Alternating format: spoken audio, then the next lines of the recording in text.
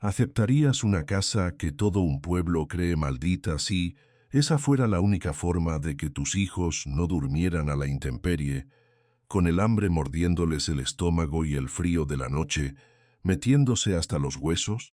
Piénsalo de verdad.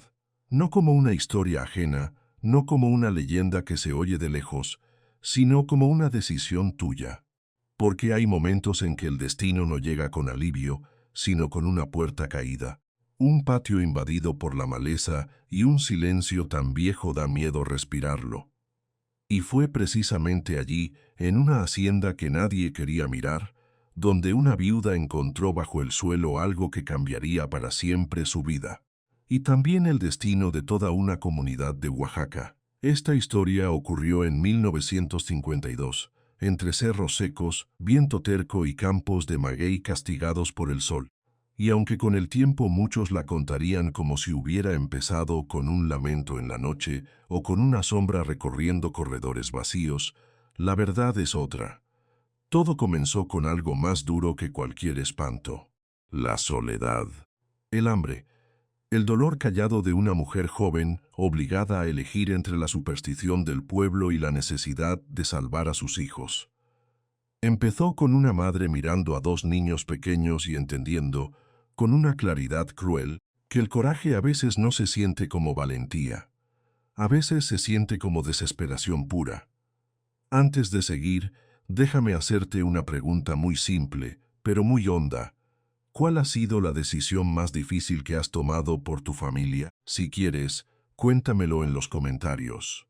De verdad me gusta leer esas historias de coraje silencioso, porque casi siempre nacen del dolor, de la necesidad, del amor que aprieta el pecho y no deja rendirse.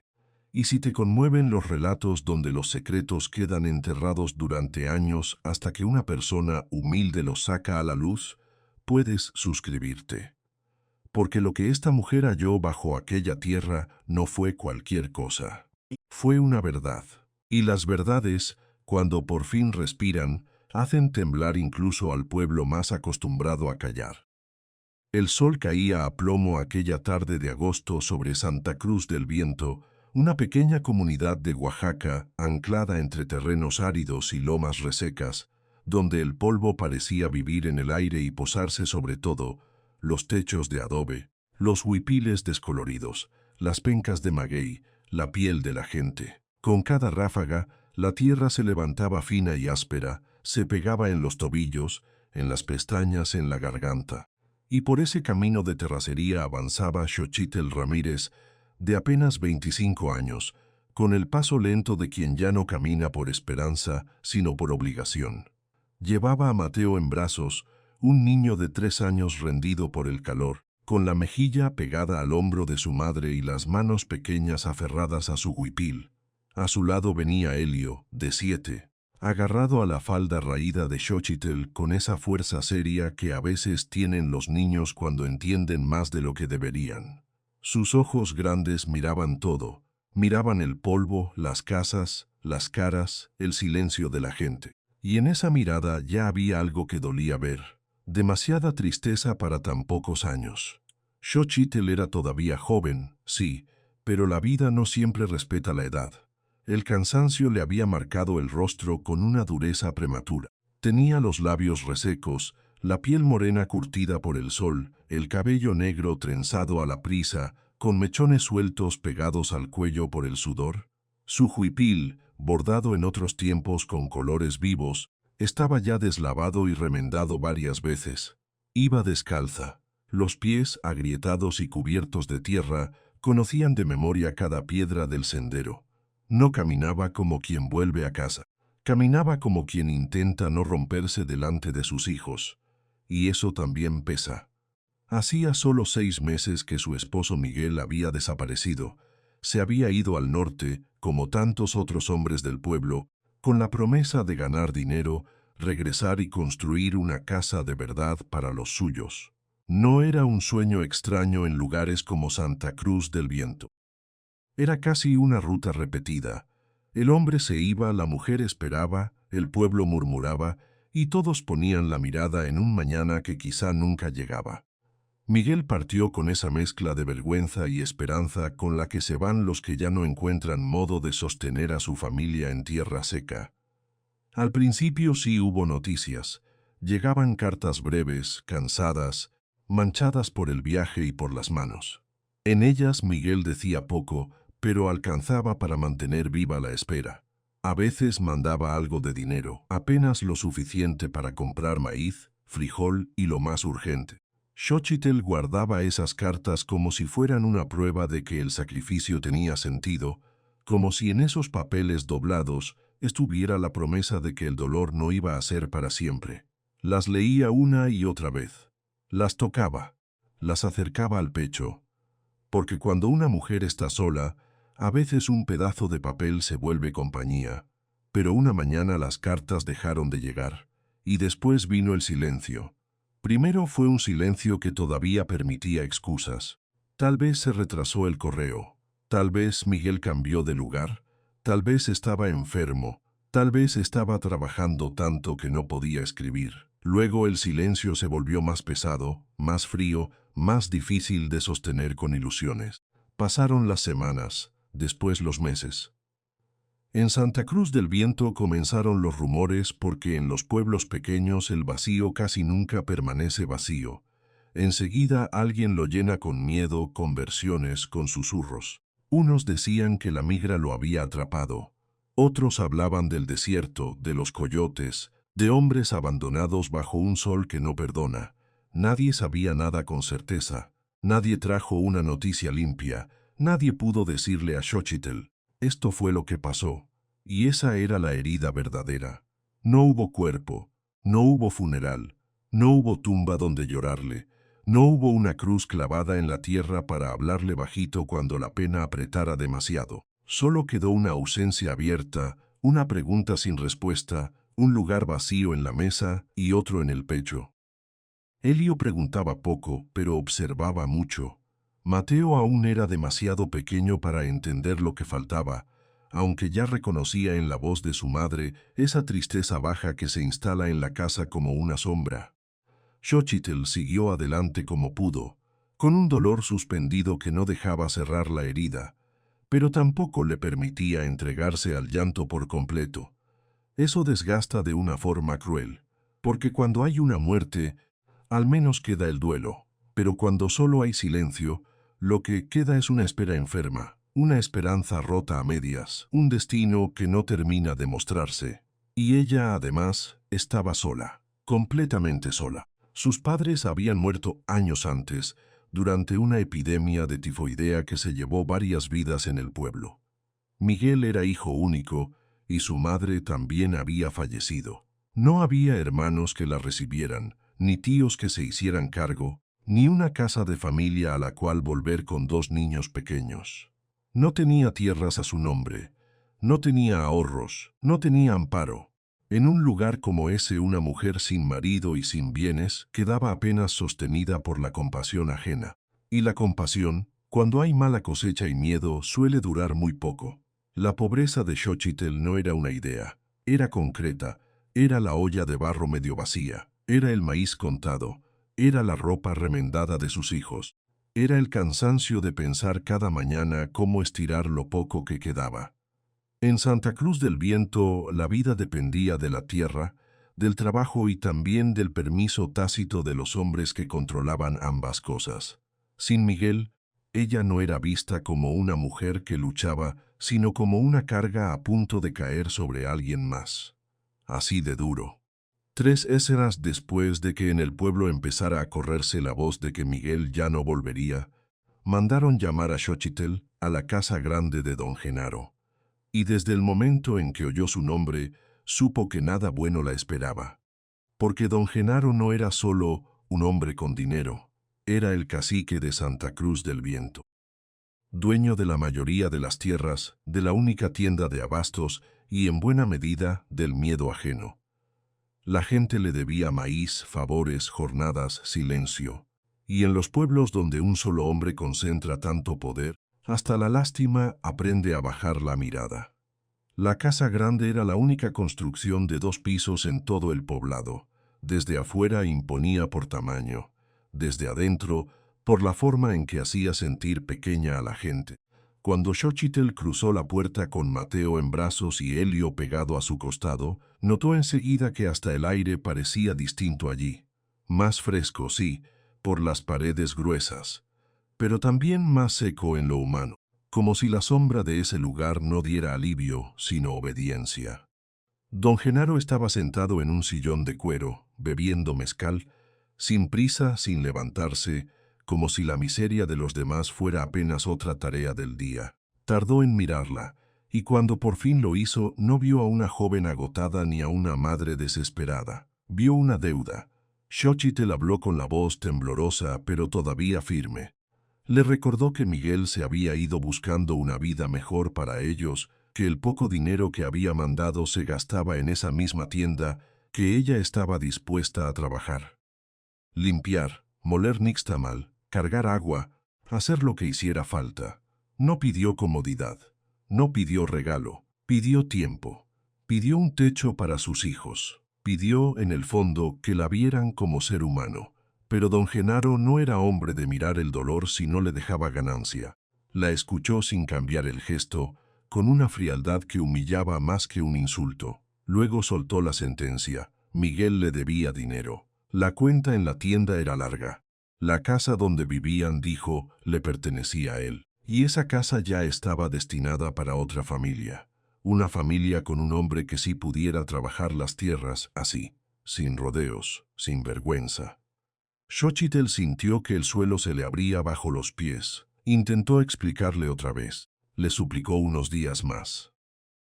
Le dijo que no tenía dónde ir, que Mateo era muy pequeño, que Elio apenas era un niño. Le ofreció su trabajo, su fuerza, lo poco que le quedaba. Pero don Genaro soltó una risa seca, de esas que enfrían la sangre. Le dijo que tenía hasta el fin de semana para sacar sus cosas, y que todavía debía considerarlo un favor, porque bien podía haberla echado a la calle desde el momento en que dejaron de pagar. Y ahí estuvo la humillación completa. No solo perder el techo, también entender que para ese hombre ella no valía por su dolor, ni por su esfuerzo, ni por sus hijos. Solo valía mientras hubiera un marido detrás que respondiera con trabajo. No hubo discusión posible. Don Genaro ya había vuelto la mirada a su vaso, como si la vida de Xochitl estuviera resuelta, igual que una cuenta anotada en una libreta. La conversación había terminado para él mucho antes de que terminara para ella. Xochitl salió de aquella casa grande con un nudo en la garganta, los dos niños pegados al cuerpo y un frío adentro que ni el sol abrasador de Oaxaca podía disipar. Afuera seguía el polvo, seguía el calor, seguía el mismo pueblo de siempre. Pero algo había cambiado de forma definitiva. Ahora la amenaza tenía fecha. Ahora la soledad tenía testigos. Y ella todavía no sabía que al perder ese techo iba a ser empujada hacia la casa que nadie quería, la casa sobre cuya tierra dormía un secreto antiguo, un secreto que muchos habían preferido dejar enterrado antes que mirar de frente la verdad. Los días siguientes fueron una peregrinación de puerta en puerta, de mirada en mirada, de humillación en humillación. Xochitl caminó por la única calle polvosa de Santa Cruz del Viento con Mateo en brazos, con Elio pegado a su falda, y con esa vergüenza que no se ve pero pesa como costal mojado. En cada casa repetía casi las mismas palabras, que sabía moler nixtamal, que podía lavar ropa, barrer patios, cuidar gallinas, desgranar maíz, que no pedía caridad, solo trabajo. Solo un rincón donde sus hijos pudieran dormir sin ser mordidos por el frío de la madrugada. Pero la mala cosecha había dejado a todos con el corazón apretado y la despensa corta. Algunas mujeres le daban un taco envuelto en servilleta. Otras, un jarrito de atole tibio que Mateo sorbía medio dormido. Casi todas bajaban la voz al hablarle, como si su miseria pudiera contagiarse con solo nombrarla. Nadie la insultaba de frente. Era peor, le daban lástima.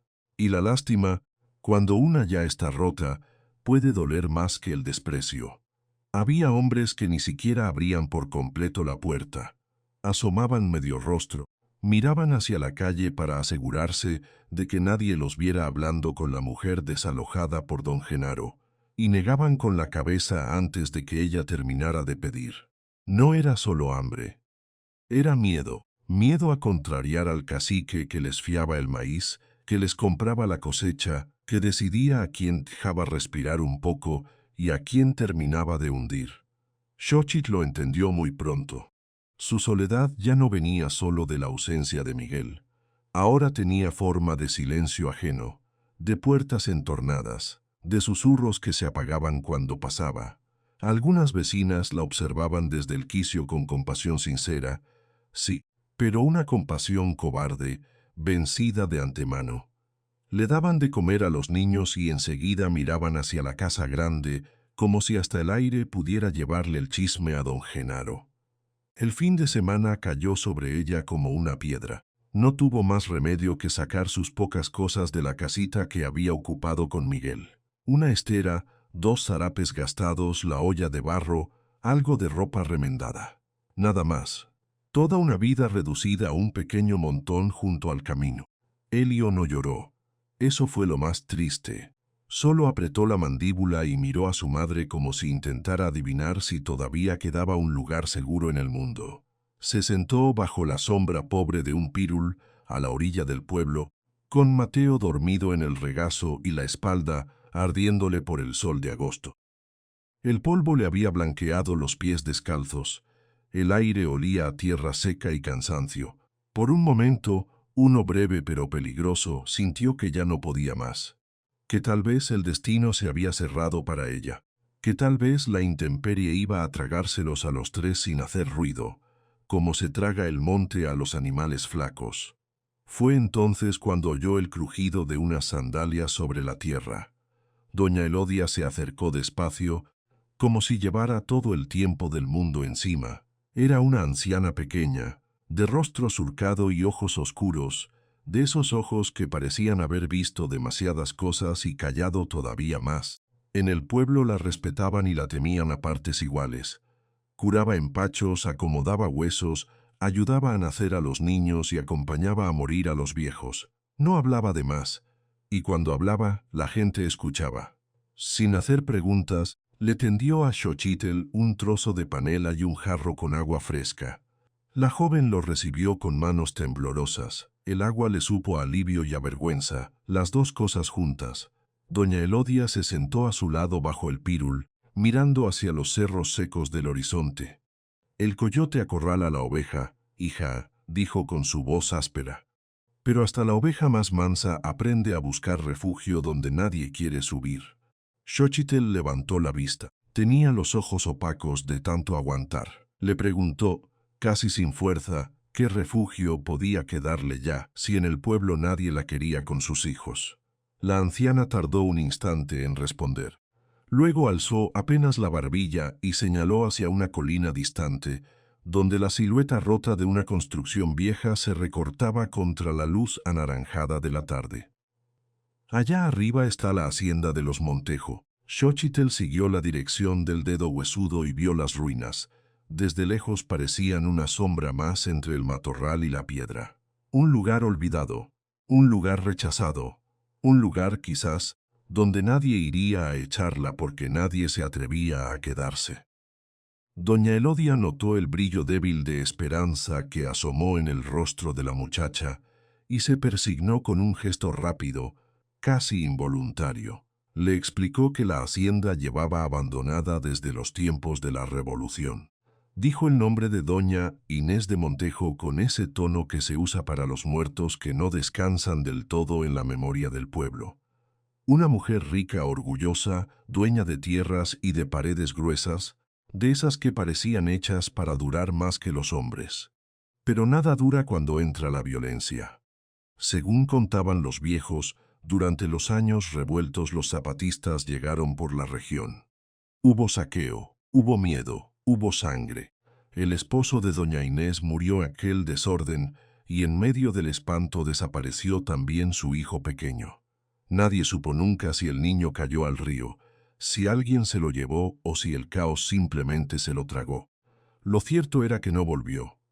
Y a una madre, Cuando le arrancan así a un hijo, se le puede quebrar el alma de manera irreversible. Doña Elodia hablaba despacio, dejando que el viento llenara los huecos de la historia.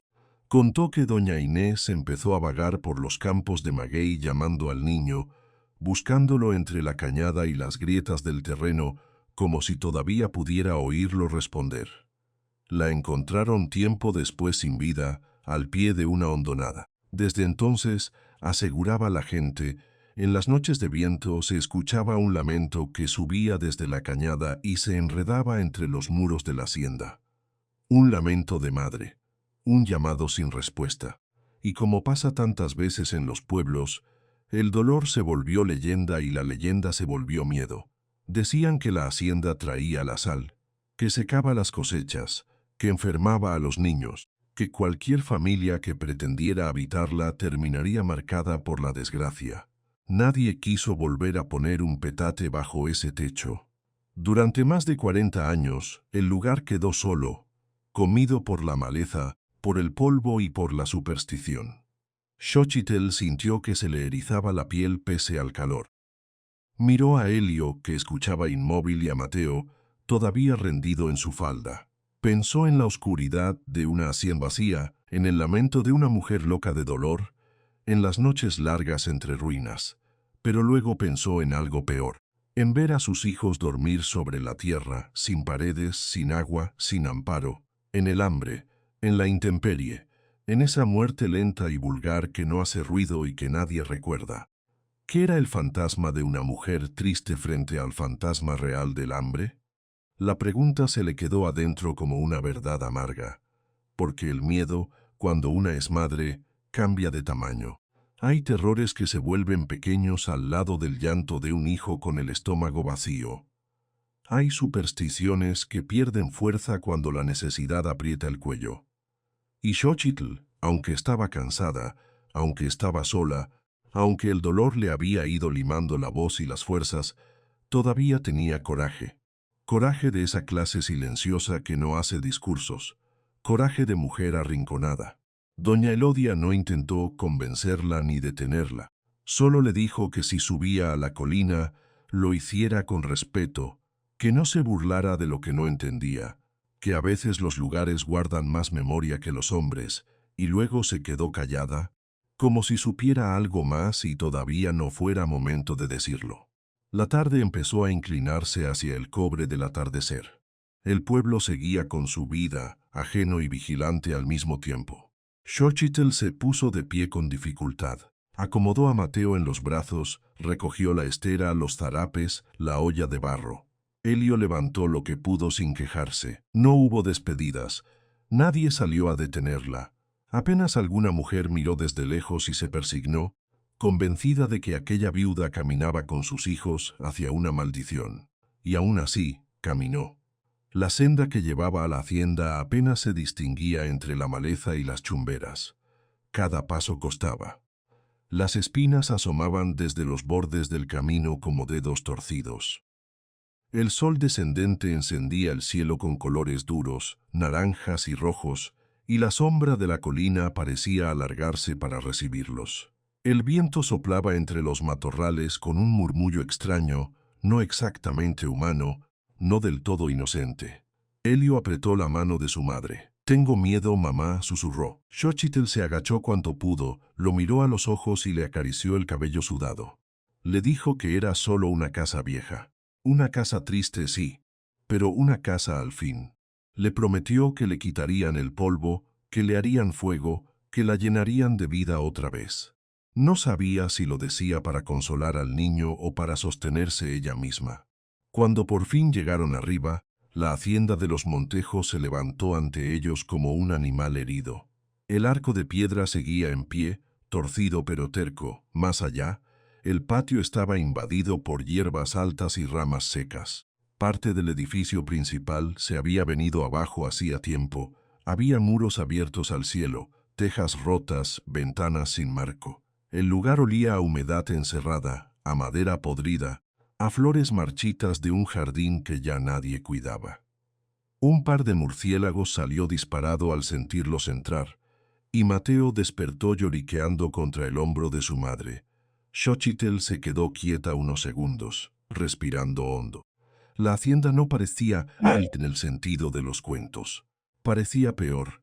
Parecía profundamente abandonada. Parecía cargada de memoria. Como si las paredes todavía guardaran el eco de voces antiguas, de pasos que un día fueron cotidianos y luego quedaron suspendidos para siempre. No podía quedarse paralizada. Así que hizo lo único que sabía hacer: ponerse a trabajar. Recorrió con cautela los cuartos menos destruidos y entendió pronto que el edificio principal era demasiado inseguro. El techo había cedido en varias partes y el suelo estaba cubierto de cascajo. Encontró, en cambio, una zona más apartada, cerca de la antigua cocina y de las dependencias del servicio, donde los muros seguían más enteros. Allí había una chimenea negra de hollín y un cuarto pequeño que, con mucha voluntad, podía servirles de refugio. Con las manos empezó a apartar ramas, polvo, piedras, telarañas. Sacudió la estera. Extendió los zarapes en un rincón seco. Hizo varias entradas y salidas cargando trozos de madera vieja para encender un poco de fuego antes de que cayera del todo la noche. Elio la ayudaba en silencio, muy serio, arrastrando ramas pequeñas con una determinación que partía el alma. A cada rato volteaban hacia los corredores oscuros, como esperando ver a alguien asomarse donde no había nadie. El humo tardó en subir por la chimenea, pero cuando por fin lo hizo, Xochitl sintió una punzada de esperanza, pequeña, frágil suficiente. Calentó un poco de agua, acomodó a Mateo y obligó a Elio a sentarse junto al fuego. Afuera, el viento golpeaba alguna puerta suelta en otra parte de la hacienda. Adentro, la luz temblorosa convertía las paredes manchadas en algo vivo, inquieto. La noche cayó completa y con ella llegaron los ruidos. Primero fue la madera crujiendo en lo alto, luego el revoloteo seco de los murciélagos. Más tarde, el llamado de una lechuza desde algún árbol cercano. Xochitl se dijo una y otra vez que una casa vieja siempre habla, que las vigas se quejan, que el viento se mete por donde puede y hace de las suyas. Se lo dijo para no ceder al miedo. Se lo dijo para poder seguir respirando con calma delante de sus hijos. Pero ya muy entrada la noche, cuando el fuego se había vuelto brasas y el frío de la piedra comenzó a subir por el suelo, oyó algo distinto. Un sonido largo lejano, arrastrado por el viento desde la parte baja de la colina.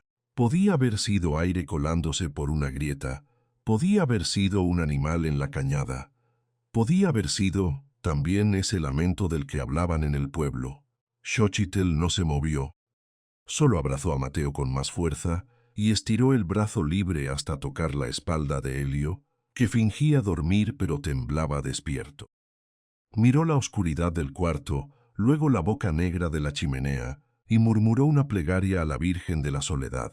No pidió milagros, no pidió riqueza, pidió algo más humilde y más urgente, que sus hijos vieran el amanecer. Afuera, el viento volvió a gemir entre las ruinas.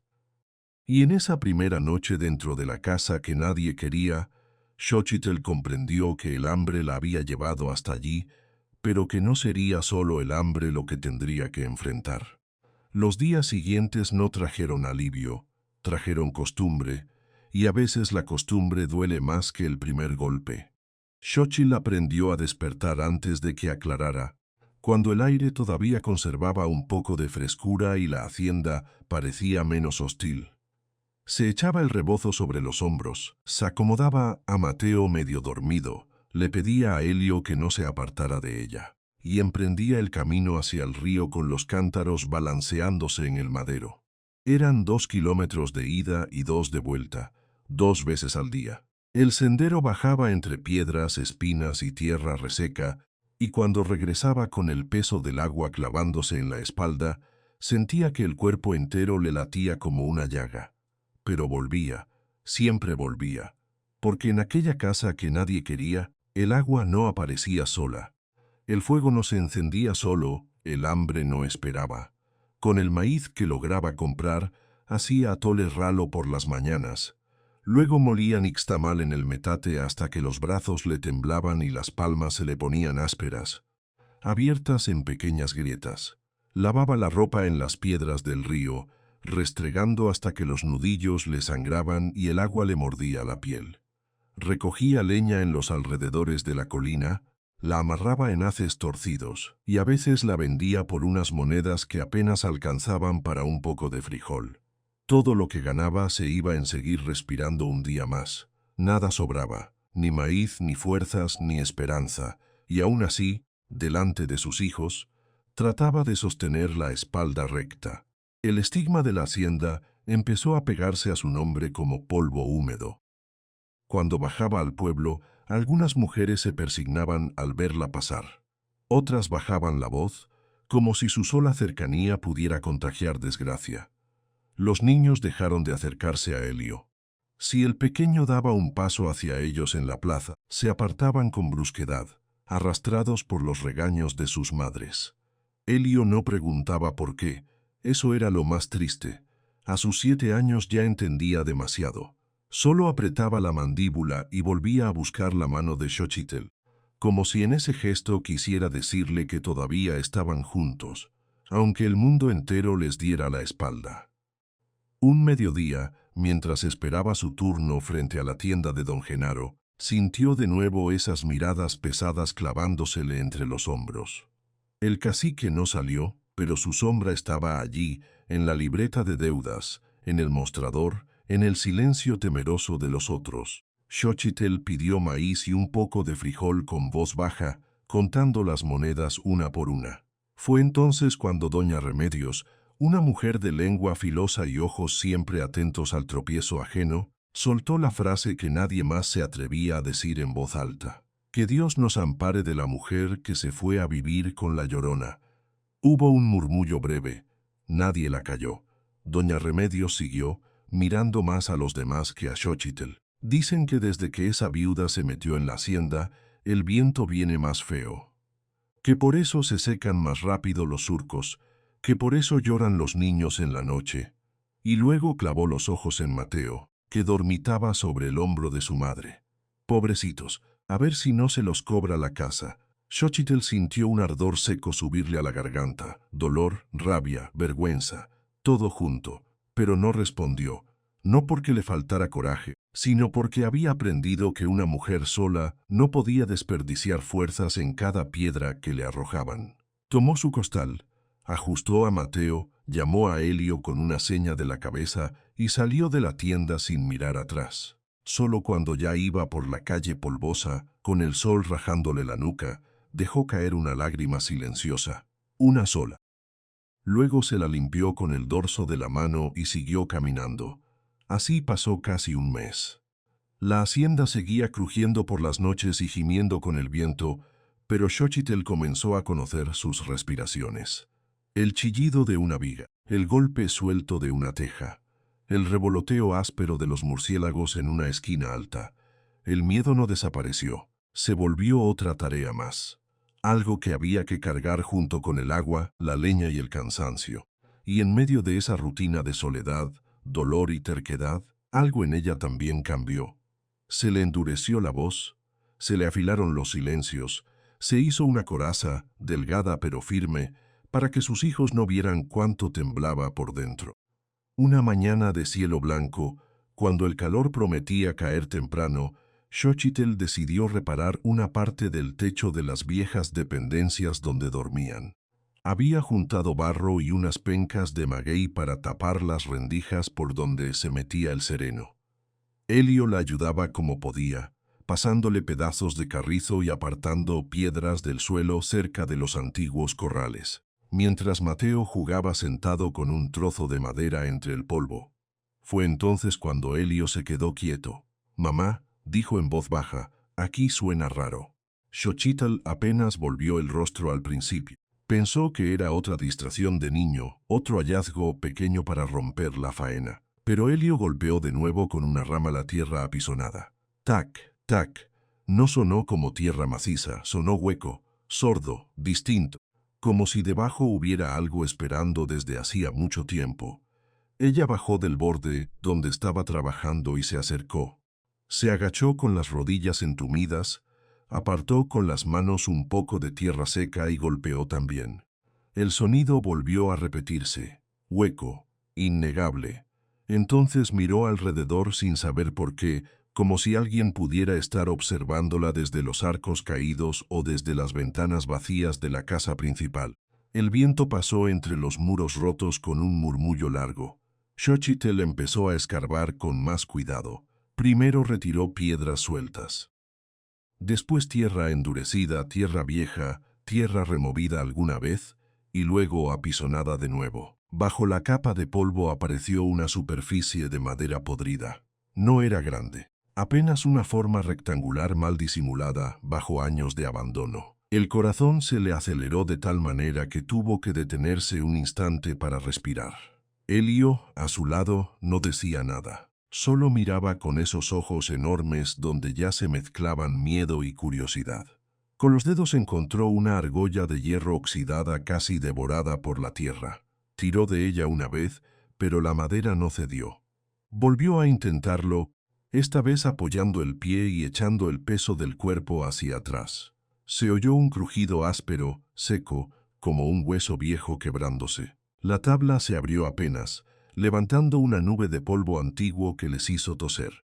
Y de abajo subió un aliento frío. No era el fresco normal de la sombra. Era otra cosa, un aire encerrado espeso, con olor a tierra húmeda, a tiempo detenido, a secreto guardado. Xochitl apretó la tapa con más esfuerzo, cuidando de que Mateo no se acercara. Debajo aparecieron unos escalones de piedra que descendían hacia una oscuridad compacta. No se veía el fondo, solo un hueco negro tragándose la luz del día. Elio dio un paso atrás. «Mamá, no bajes». Xochitl también sintió miedo. Un miedo limpio, inmediato, casi animal. Pensó en la leyenda. Pensó en doña Inés llamando a su hijo entre la cañada. Pensó en todo lo que el pueblo decía de aquella tierra. Pero luego miró otra vez la abertura, la madera escondida, la argolla sepultada, los escalones hechos por mano humana. Aquello no era una grieta del destino. Aquello había sido construido, ocultado, protegido por años de rumor y abandono, y entonces comprendió algo que le erizó la piel más que cualquier fantasma. Tal vez bajo la casa no dormía una maldición, sino una verdad. Llevó a los niños adentro, les ordenó que no salieran y fue por la lámpara vieja que había sido de su madre. Le revisó el aceite, encendió la mecha con manos que no dejaban de temblarle y regresó hasta la trampilla. Cada paso parecía más pesado que el anterior. Afuera, el cielo seguía claro.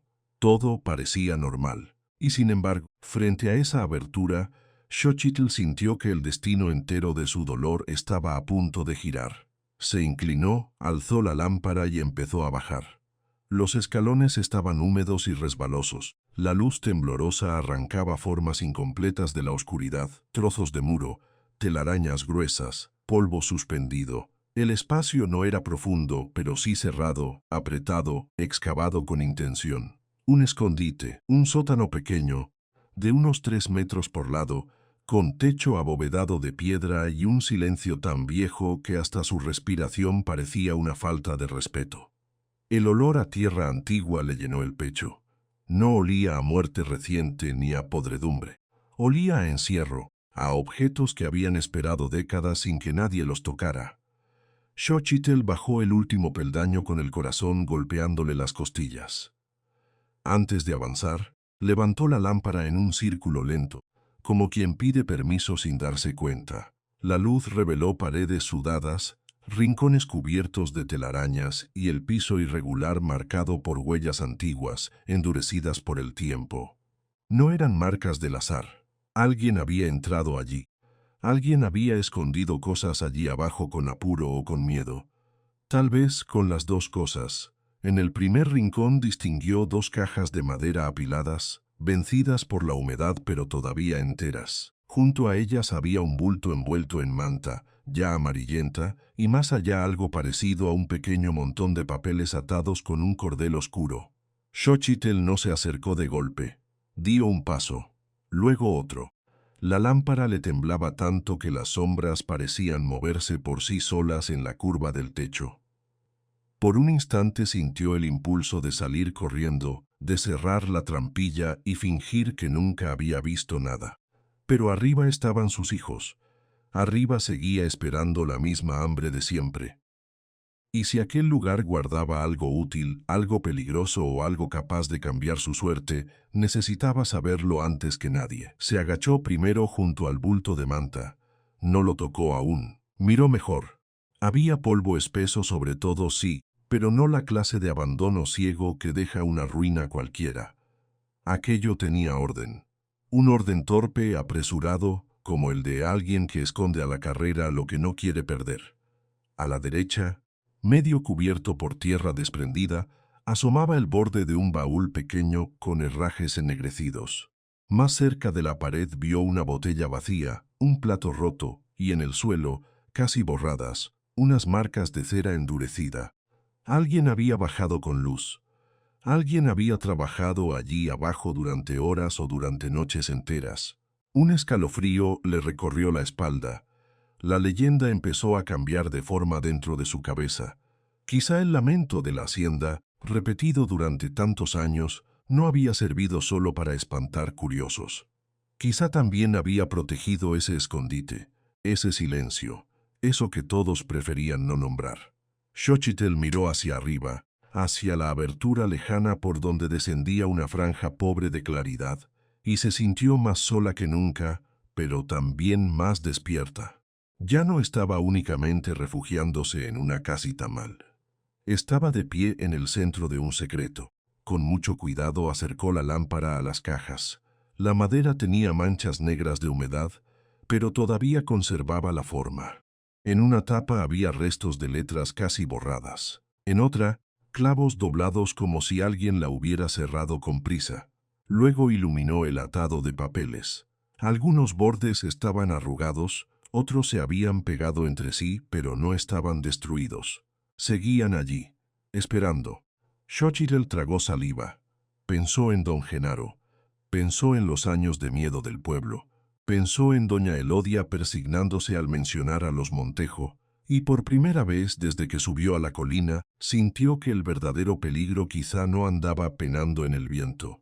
Estaba escondido bajo sus pies.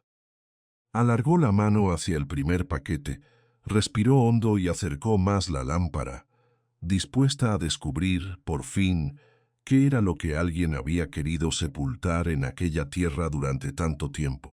El cordel del primer paquete estaba endurecido por los años. Xochitl tuvo que frotarlo con los dedos antes de poder aflojar el nudo, y mientras lo hacía sentía cómo la llama de la lámpara temblaba igual que su pulso. No era un escondite improvisado. Eso lo entendió enseguida. Aquello había sido preparado con intención, con apuro quizá, pero también con cuidado. Al apartar la tela apareció una caja de madera pequeña, vencida por la humedad, y dentro de ella no había joyas sueltas ni monedas brillando como en los cuentos del pueblo. Había papeles, muchos papeles doblados, atados con cintas deshechas, protegidos entre lienzos y pedazos de cuero reseco, como si alguien hubiera sabido que el tiempo y la tierra podían destruirlo todo menos la verdad bien guardada. Xochitl dejó salir el aire despacio, sintió una punzada de decepción, sí, porque el hambre hace pensar primero en lo que se puede vender, en lo que se puede cambiar por maíz, por frijol, por un poco de sal. Pero luego vio que entre aquellos documentos también había bolsas de tela con algo de peso. Las abrió con cautela y escuchó el roce seco de monedas antiguas, el choque opaco de algunas piezas de plata, y más abajo, envueltos en un pañuelo amarillento, varios objetos pequeños de valor que no parecían de una familia pobre. No era una fortuna deslumbrante, no era un milagro caído del cielo, pero tampoco era poca cosa. Y, aún así, lo que hizo que se le helara la espalda no fue el dinero, fue un nombre. En la primera hoja legible, escrita con tinta corrida y letra firme, alcanzó a distinguir el apellido Montejo. En otra, más quebradiza, aparecían sellos viejos, firmas, medidas de tierras, linderos, referencias a la hacienda y a parcelas de los alrededores. Xochitl no sabía leer con soltura, no como para entender cada línea, pero sí lo suficiente para reconocer cuando un papel hablaba de propiedad y no de rezos, cuando una firma valía más que una promesa dicha al aire. Aquellos documentos no estaban allí por casualidad. Alguien los escondió porque podían probar algo grande, algo que, de salir a la luz, tocaría no solo la ruina de la hacienda, sino la vida del pueblo entero. Y entonces lo vio. Debajo de otra manta, al fondo de una caja más grande, había un paquete diferente, envuelto con más esmero. Cuando lo abrió, encontró una carta manchada por la humedad y, junto a ella, un medallón infantil y un pequeño zapato de niño, tieso por los años. Xochitl se quedó inmóvil. La leyenda de Doña Inés ya no sonaba igual en aquel cuarto enterrado. Ya no era solo el cuento de una mujer loca que lloraba en la cañada. Había rastros de vida real, de dolor real, de una pérdida arrancada de raíz. Y junto a eso, papeles escondidos como si el sufrimiento de aquella familia hubiera sido usado para cubrir otra cosa más fría, más calculada. No era el fantasma lo que habían enterrado allí. Era una historia que convenía callar. Siguió revisando con más rapidez, aunque el aire del sótano le pesaba en el pecho. Halló recibos, escrituras viejas, hojas con nombres de peones, cuentas de cosechas y, mezclados entre todo eso, documentos que parecían posteriores, no de los tiempos de la Revolución, sino de años después. Ahí fue donde una sospecha empezó a formarse, lenta y amarga. Si la hacienda quedó vacía desde hacía décadas, ¿quién había bajado después a ocultar aquellos paquetes? ¿Quién necesitaba que nadie entrara jamás? ¿Quién se beneficiaba de que el pueblo siguiera temiendo a la llorona de la grieta mientras bajo el suelo dormían pruebas de tierra, de dinero, de despojo quizá? La respuesta no tenía nombre todavía, pero ya tenía sombra. Xochitl pensó en don Genaro, en su tienda, en su manera de hablar de las casas y las deudas como si la vida ajena fuera un costal de maíz. Pensó en cómo todos bajaban la voz al nombrarlo.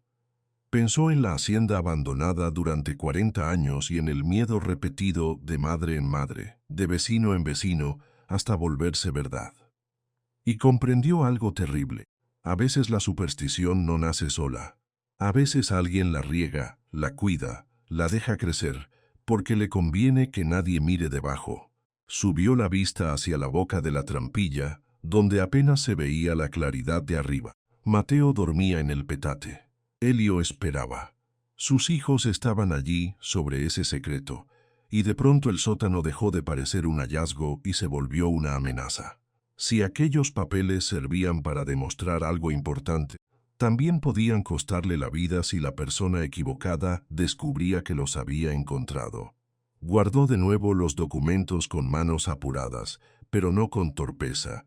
Escogió solo unas cuantas piezas.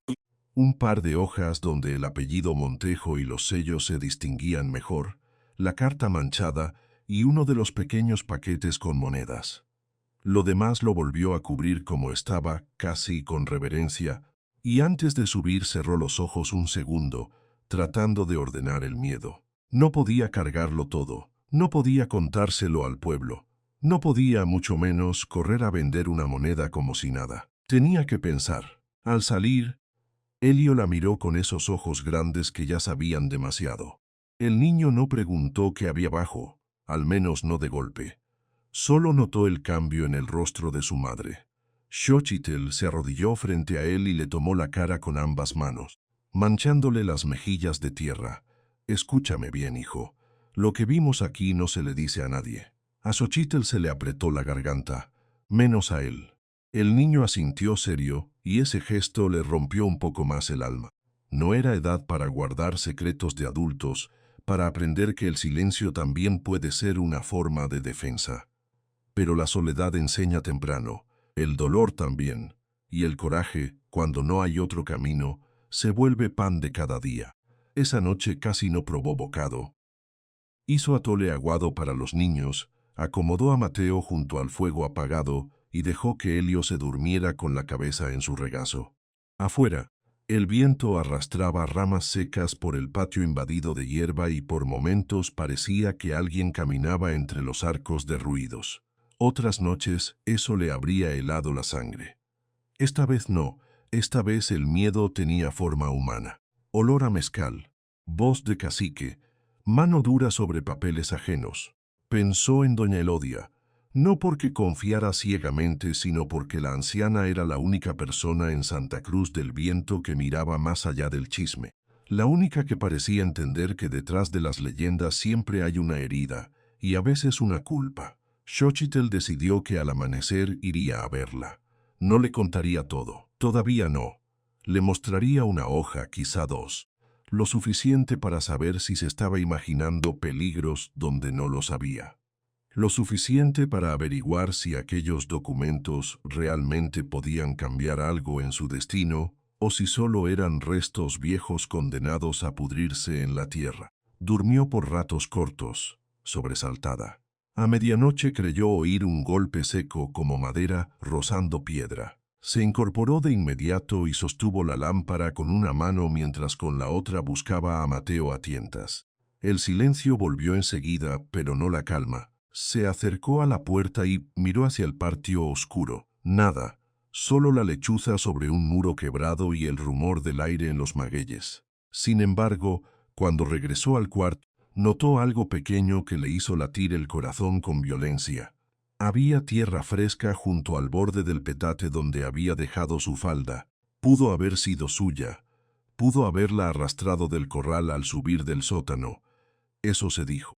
Pero ya no estaba segura de nada, ni del viento, ni de los ruidos, ni de si realmente había estado sola todo ese tiempo en la hacienda. A la mañana siguiente bajó temprano al pueblo con Mateo en brazos y Elio caminando pegado a ella. Llevaba escondidos entre el refajo los papeles doblados y el pequeño paquete de monedas, tan pegados al cuerpo que sentía su dureza a cada paso. Iba con la vista baja, pero con los sentidos alerta.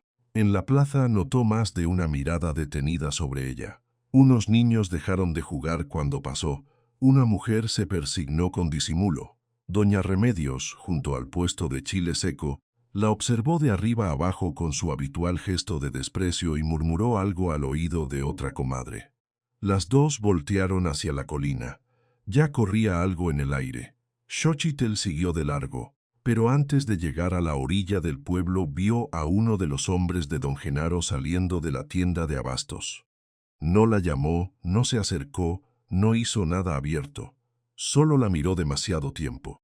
Luego giró la cabeza en dirección a la hacienda, como quien toma nota de un cambio pequeño y decide recordarlo. Es ese detalle, mínimo para cualquiera, a ella le supo amenaza.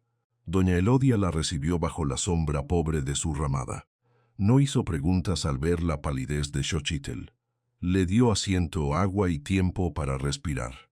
Solo cuando la joven sacó uno de los papeles y lo puso sobre la mesa de madera, la anciana levantó los ojos con una seriedad distinta, pesada. Acercó el documento a la luz, leyó despacio, siguió con el dedo una firma, luego otra, y tardó tanto en hablar que el silencio se volvió insoportable. Doña Elodia no se persignó esta vez. Eso fue peor. Entonces, no era la Llorona lo que cuidaban esos cerros. La anciana revisó la segunda hoja y su boca se endureció. No le explicó todo, no de golpe, pero dejó claro lo necesario para que el miedo de Xochitl tomara forma. Aquellos papeles hablaban de la hacienda y de tierras que, con los años, habían terminado en manos ajenas de una manera que no olía a justicia. Había firmas, traspasos, fechas, nombres viejos enlazados con apellidos que aún mandaban en Santa Cruz del Viento. Lo bastante para sospechar un despojo, lo bastante para entender por qué convenía que nadie pusiera un pie allí durante décadas. Xochitl sintió que el destino le había tendido una cuerda y una trampa al mismo tiempo. Doña Elodia le devolvió los documentos con cuidado. No se los muestres a cualquiera, y guarda mejor ese miedo, porque si alguien sabe que ya viste lo que estaba enterrado, no te van a asustar con cuentos, van a venir por ti. La advertencia apenas había salido de sus labios cuando, desde el camino, llegó el sonido de cascos y voces de hombre. No eran muchas, pero bastaban para inquietar. Xochitl se giró hacia la entrada de la ramada y vio pasar a 2 peones montados, avanzando despacio, mirando hacia la colina donde se alzaba la hacienda de los Montejo. Uno de ellos era del rancho de don Genaro. Ella lo reconoció al instante, y en ese momento comprendió que el secreto enterrado ya había empezado a moverse por encima de la tierra. Xochitl no esperó al amanecer.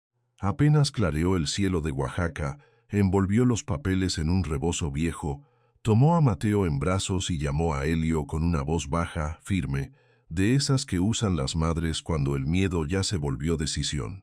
Bajó la colina hasta la choza de doña Elodia con el corazón golpeándole en el pecho. Cada paso le parecía más pesado que el anterior, porque ya no cargaba solo hambre, soledad y cansancio. Ahora cargaba una verdad. La anciana la recibió antes de que tocara la puerta, como si hubiera estado aguardándola. No hizo preguntas al principio. Miró el polvo en el dobladillo del huipil, la cara pálida de la muchacha, las manos temblorosas con que protegía el bulto, y entendió que algo dentro de la hacienda había despertado de verdad. Metió a los niños, les dio un poco de atole tibio y luego llevó a Xochitl al rincón más oscuro de la cocina, lejos de cualquier oído curioso. Cuando Xochitl desplegó los documentos sobre la mesa, el silencio cambió de peso. Había escrituras viejas, cartas comidas por la humedad, un cuaderno de cuentas y varios pliegos, sellos ya borrosos. También había una bolsita con algunas monedas y una medalla pequeña, casi negra por el tiempo. No era un tesoro de fantasía, era algo más peligroso. Eran pruebas. Doña Elodia acercó la lumbre y fue leyendo despacio con los labios moviéndose apenas. Tardaba, se detenía, volvía atrás. A ratos cerraba los ojos como si lo escrito le removiera recuerdos viejos. Entonces empezó a hablar, no como quien cuenta un chisme del pueblo, sino como quien por fin se resigna a nombrar una herida que todos dejaron pudrir. Dijo que la historia de doña Inés sí tenía dolor verdadero, pero no era la que se repetía en los corredores, ni la que usaban las madres para asustar a los niños. El esposo de doña Inés murió en los días revueltos de la Revolución. Eso era cierto. También era cierto que el hijo desapareció. Pero los papeles insinuaban otra cosa, una cosa más humana y por eso mismo más terrible. Que después de aquella desgracia hubo hombres del pueblo que aprovecharon el caos para repartirse tierras, deudas y derechos que no les pertenecían. Y entre esos nombres, como un alacrán escondido bajo la piedra, aparecía el apellido de la familia de don Genaro. Xochitl sintió un frío seco en la espalda. Doña Elodia le mostró una carta firmada años atrás por un administrador de los Montejo. En ella se hablaba de resguardar documentos y bienes en un escondite de servicio mientras pasaba la violencia.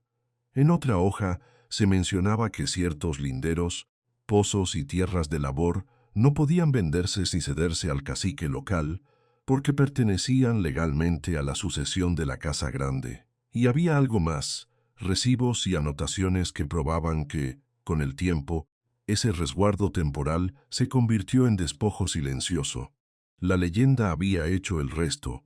Nadie subió a la hacienda, nadie preguntó, nadie quiso ver. El llanto de la cañada sirvió durante décadas para cuidar no a un fantasma, sino a un robo.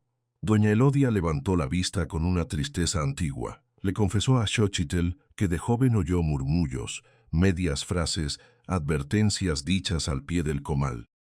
Decían que la pobre doña Inés no se volvió loca solo por la pérdida de su hijo, sino porque entendió, demasiado tarde, que alrededor de su dolor ya estaban disputándose la casa, las tierras y hasta su silencio.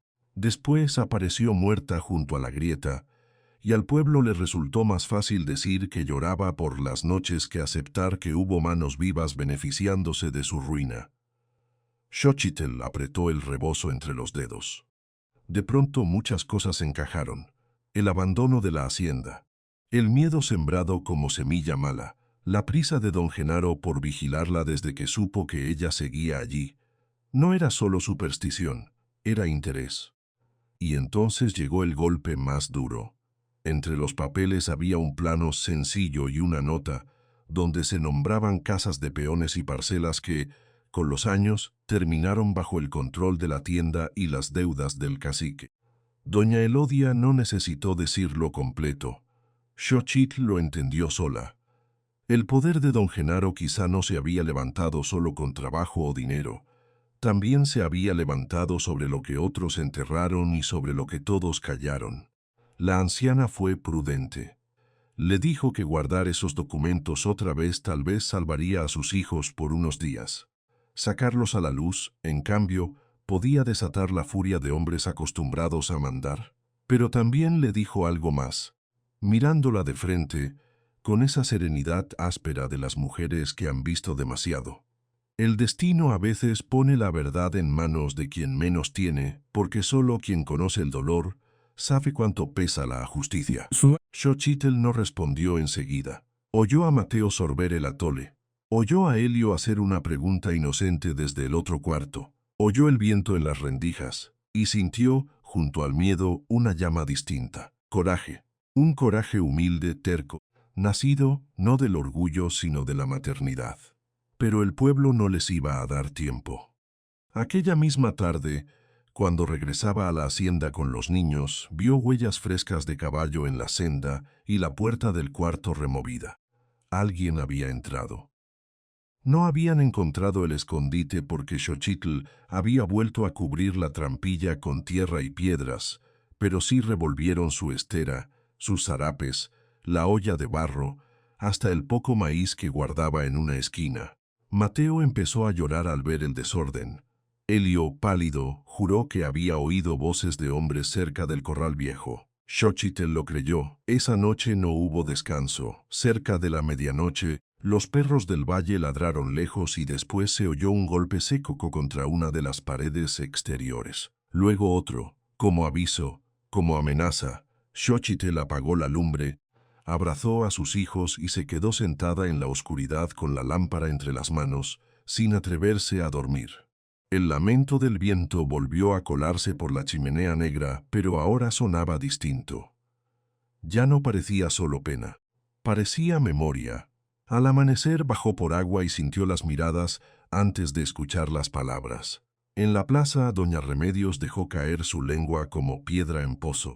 Dijo en voz alta que desde que la viuda se fue a meter a la hacienda las gallinas ponían menos, los niños andaban con tos y el aire traía mala sombra. Otras mujeres se persignaron. Un hombre murmuró que más valía sacar a Xochitl de allí antes de que la Llorona cobrara otra desgracia. Nadie la defendió. Nadie, salvo una mirada fugitiva de doña Elodía al otro extremo de la plaza. Y entonces apareció don Genaro. Llegó montado, con 2 peones detrás, como si hasta para hablar necesitara recordarles a todos quién mandaba. No levantó la voz, ni falta le hacía. Se limitó a mirar a Xochitl con esa frialdad que tenía cuando quería aplastar sin ensuciarse las manos. Le dijo que habían llegado rumores de que andaba husmeando donde no debía, removiendo tierras ajenas y molestando muertos, que la hacienda era un peligro para sus hijos y una vergüenza para el pueblo, que por última vez le ordenaba marcharse antes del anochecer. Xochitl sintió a Helio aferrarse a su falda. Preguntó, con la garganta seca, desde cuándo le preocupaban al señor los peligros de esa casa, si él mismo la dejó subir allí cuando nadie más quiso darle techo. Algunas cabezas se alzaron. Fue apenas un movimiento, pero se notó. Don Genaro entrecerró los ojos. Dio un paso con el caballo y le respondió que había tenido paciencia de sobra, que no tentara su buena voluntad. Luego bajó la vista a los niños. Eso fue lo peor. No el insulto, no la amenaza velada.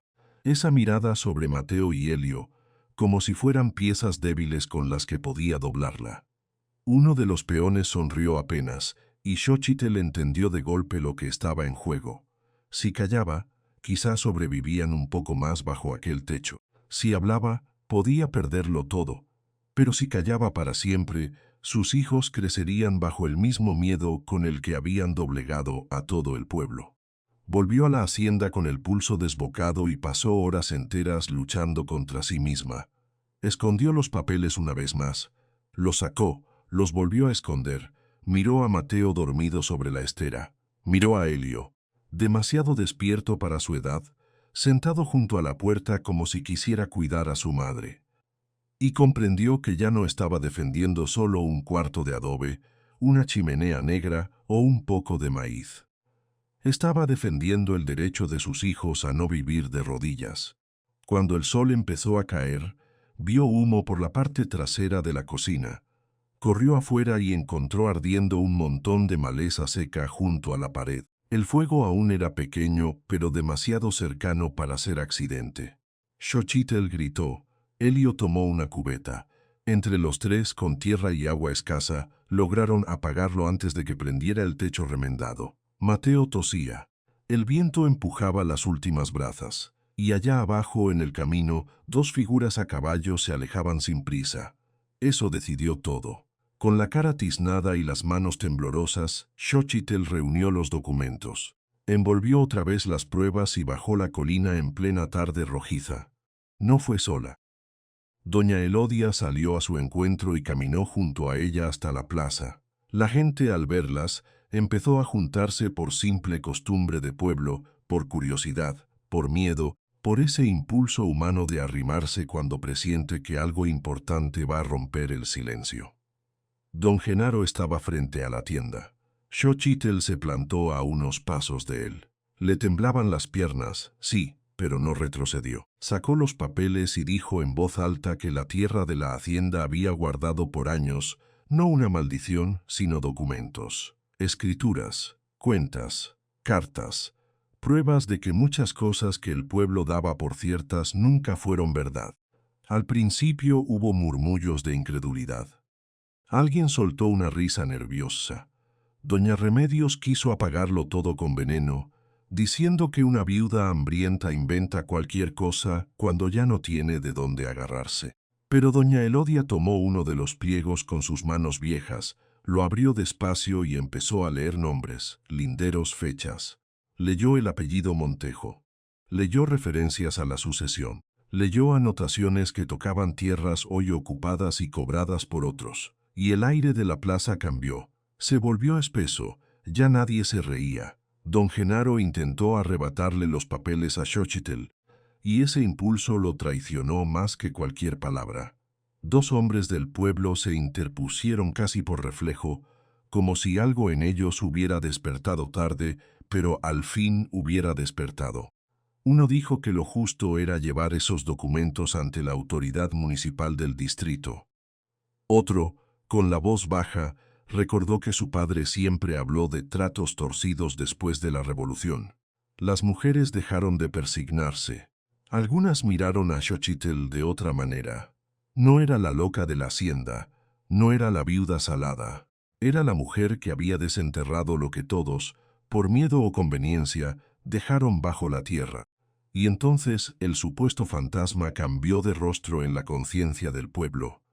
El llanto de la cañada dejó de ser solo una historia para espantar niños o justificar desgracias. Se volvió el eco de una injusticia vieja, de una mujer despojada, de memoria enterrada para que otros siguieran mandando sobre el hambre ajena. El dolor de doña Inés, fuera cual fuera la forma exacta que tomó con los años, ya no servía para asustar, servía para señalar una culpa. Xochitl apretó los documentos contra su pecho. Tenía el huipil pegado de polvo y sudor, Mateo cerca, Elio inmóvil a su lado, mirando a los adultos con esos ojos demasiado despiertos para su edad. Y en medio de la plaza donde tantas veces la humillaron, su soledad empezó por fin a romperse. Lo que siguió no fue una justicia de golpe. No cayó del cielo ni arregló en una tarde todos los años de abuso. Fue más lento, más terco, más real. En Santa Cruz del Viento, delante de los mismos que la habían visto pedir trabajo, agua o un rincón para dormir, Xochitl dejó que los papeles hablaran por los muertos, por los despojados y por ella. Doña Elodia fue enderezando nombres, fechas, firmas viejas.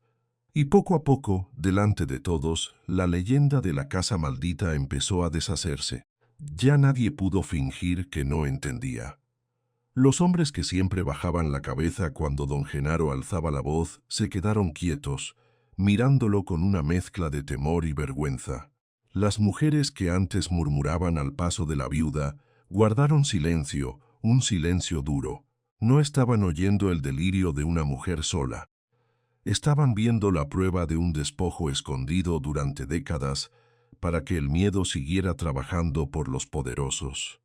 Y cuando algunos de los más viejos empezaron a reconocer apellidos, a recordar de quién habían sido ciertos potreros, a unir en voz baja historias oídas en la niñez, la plaza entera entendió algo amargo.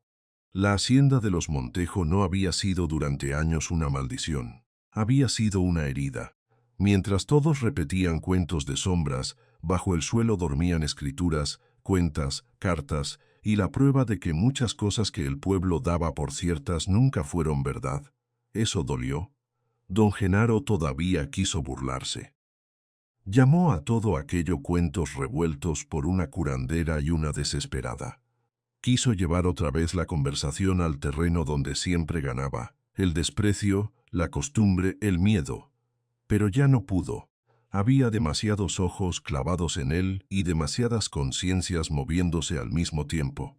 Por primera vez, el cacique sintió que el suelo ya no le obedecía. Y la ironía era clara. La misma tierra donde se escondió la verdad durante años ahora se la devolvía en la cara. No cayó de golpe. La vida casi nunca ajusta cuentas con limpieza, pero desde esa tarde dejó de ser intocable. Sus amenazas encontraron menos eco. Los que le debían maíz, frijol o trabajo siguieron teniendo miedo, claro, porque el miedo no desaparece de un día para otro, pero empezó a agrietarse. Y cuando el miedo se agrieta, aunque sea apenas, el poder del abusivo se encoge. Fue entonces cuando Xochitl habló ya no como suplicante, sino como madre. No pidió riqueza, no pidió castigos grandiosos, pidió algo más hondo y más simple. Que la dejaran vivir en paz con Mateo y Helio en el único techo que los recibió cuando todas las demás puertas se cerraron. Pidió que nadie volviera a arrancarlos de allí, que la verdad, por lo menos, les asegurara un lugar donde dormir sin sentir cada noche el filo del desalojo.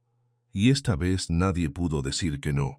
La decisión de dejarla quedarse en la hacienda no llegó como una ovación. Llegó como llegan las cosas verdaderas en los pueblos heridos, despacio, con vergüenza, con la cabeza baja. Primero fueron miradas, luego algunas voces que dijeron que sí, que era lo justo. Después aparecieron manos. Un hombre llevó unas tablas, otro se animó con un par de adobes. Una mujer acercó cal, otra dejó unos puños de maíz. Alguien ofreció frijol, alguien más ayudó a limpiar la maleza del patio. No era abundancia. No borraba el dolor, pero era real. La casa señalada empezó a transformarse a la vista de todos. El cuarto de servicio donde Xochitl había pasado noches enteras oyendo las vigas, la lechuza y el viento de la cañada comenzó a volverse otra cosa. La chimenea negra seguía allí. Las paredes conservaban grietas. El techo todavía pedía barro y remiendos. Pero ya no era un escondite de emergencia. Con sus manos y con la ayuda pequeña pero sincera de algunos vecinos, aquel sitio empezó a hacerse hogar. Mateo volvió a dormir con menos sobresaltos.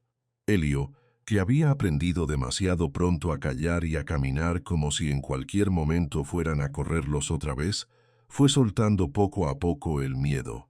No fue inmediato.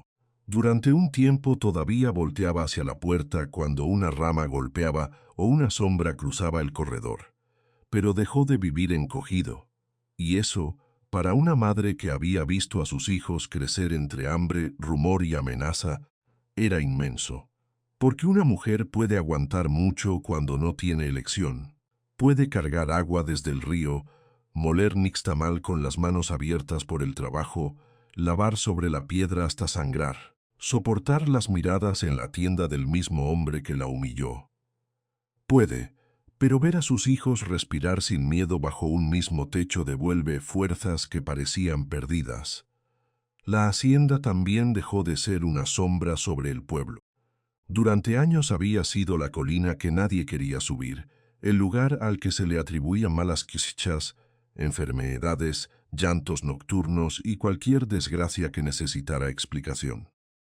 Después de lo ocurrido, la superstición perdió filo, no porque el viento dejara de sonar entre las ruinas, ni porque todos se volvieran incrédulos de pronto, sino porque apareció una verdad más fuerte. La leyenda había servido, consciente o no, para mantener lejos a los curiosos y guardar lo que muchos no querían que saliera a la luz.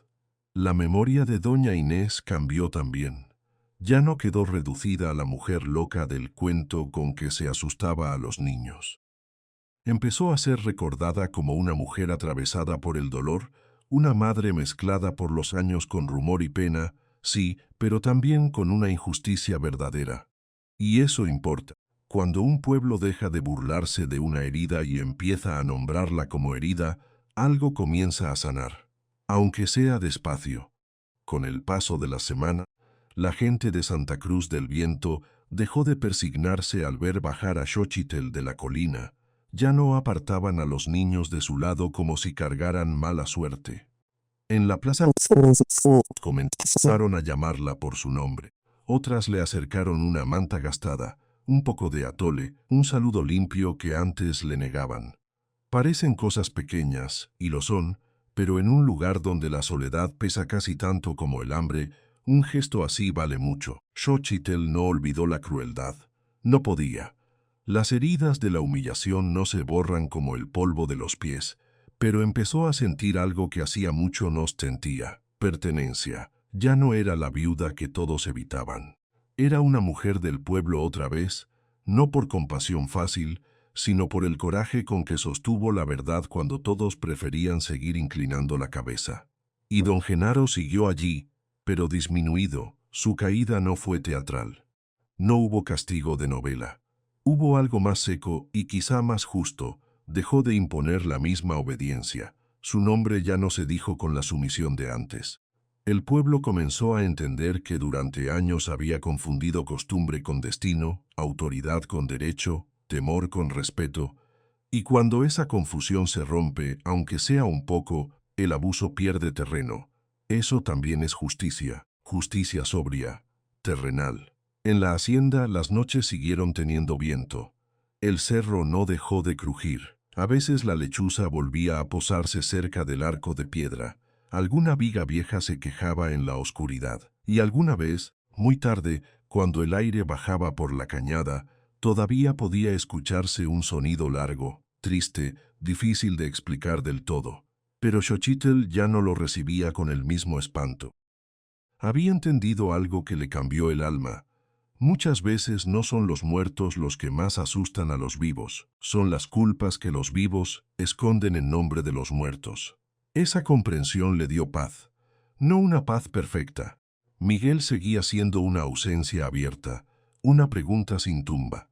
Sus padres no volvieron, los meses de hambre no desaparecieron, pero incluso entre esas pérdidas nació algo nuevo, una forma distinta de estar de pie, menos encorvada por la vergüenza, menos sola frente al destino. Con el tiempo la hacienda de los Montejo dejó de ser la casa que nadie quería. Siguió siendo humilde, áspera, herida por los años, pero ya no maldita. Era la casa de Xochitl y de sus hijos. La casa donde una madre acorralada encontró debajo de la tierra no oro ni milagros, sino algo más poderoso para esa vida: documentos, verdad y el derecho a empezar de nuevo. Eso era la promesa de aquella tierra. Eso era lo que todos intentaron esconder. Y ese hallazgo cambió no solo su destino, también cambió el del pueblo. Porque al sacar aquellas escrituras, aquellas cuentas, aquellas cartas, Xochitl obligó a Santa Cruz del Viento a mirarse de frente, a reconocer que había confundido superstición con memoria, silencio con prudencia, abuso con orden. Lo que estaba enterrado bajo el suelo de la hacienda no era una maldición, era la prueba de un despojo. Y cuando esa prueba salió a la luz, ya no pudo seguir gobernando la mentira de siempre. Por eso el verdadero giro No fue solo que una viuda encontrara papeles bajo una trampilla vieja, fue que una mujer a la que nadie quería escuchar terminó sosteniendo la verdad que todos necesitaban. Ella, la más sola. Ella, la que caminaba descalza con Mateo en brazos y Elio pegado a la falda. Ella fue quien rompió el silencio, y al hacerlo, les devolvió a sus hijos un hogar. Le devolvió a doña Inés algo de dignidad en la memoria. Y le devolvió al pueblo la posibilidad de vivir con menos miedo y con un poco más de vergüenza útil, de esa que no aplasta, sino que corrige. A veces la vida no entrega grandes triunfos. Entrega algo más pequeño y más hondo, un techo que ya nadie te puede quitar, una puerta que cierra por dentro, unos hijos que vuelven a jugar sin mirar atrás a cada momento. Entrega un poco de maíz en la olla, un patio barrido una noche menos amarga, entrega esperanza y con eso basta para volver a respirar. Lo que ocurrió en Oaxaca en 1952 dejó una enseñanza que Santa Cruz del Viento tardó mucho en aprender. A veces la gente llama maldito a un lugar no porque allí viva un fantasma, sino porque allí duerme una verdad que conviene enterrar. Y a veces también, las mujeres más ignoradas, las madres más cansadas, las que cargan soledad, dolor y coraje en el mismo cuerpo, son las únicas capaces de desenterrarla. Si esta historia te deja pensando, cuéntame en los comentarios qué habrías hecho tú en el lugar de Xochitl. ¿Habrías guardado silencio para proteger a tus hijos o habrías mostrado la verdad aunque te pusieras en peligro? Y si crees que la dignidad siempre encuentra su camino, comparte esta historia con alguien más. Si te conmueven estos relatos de coraje, secretos ocultos y esperanza nacida en medio del dolor, también puedes suscribirte, porque al final eso fue lo que quedó en aquella hacienda. No el lamento, no la maldición, no el miedo. Quedó una verdad desenterrada, una madre de pie y una casa humilde convertida, por fin, en refugio. Y después de todo lo que había perdido, Xochitl entendió algo sereno, simple, inmenso, que a veces el destino no te lleva al lugar que soñaste, sino al único lugar donde por fin puedes dejar de huir.